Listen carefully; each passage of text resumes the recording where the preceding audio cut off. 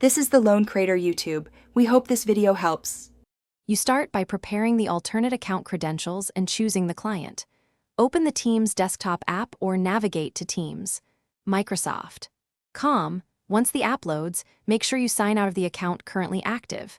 If you're on a shared computer, clear cached sign-ins in the app settings or browser site data to avoid automatic relogin.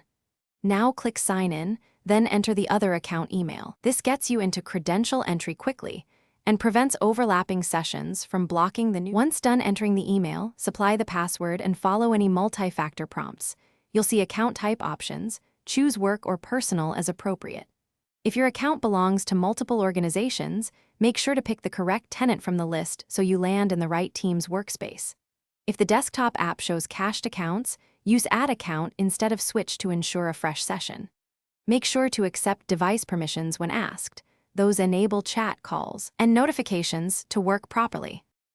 After you authenticate, wait for Teams to sync your channels and calendar. You should see recent chats and team tabs populate. If everything looks right, enable notification and sync preferences so messages arrive promptly. If you hit errors, like stuck loading or missing teams, sign out completely, clear the app cache or browser site data, and then sign in again. Alternatively, use a private /incognito window to isolate extensions. This single troubleshooting step resolves most account switching issues quickly and reliably. Thanks for watching. Consider subscribing if we helped you.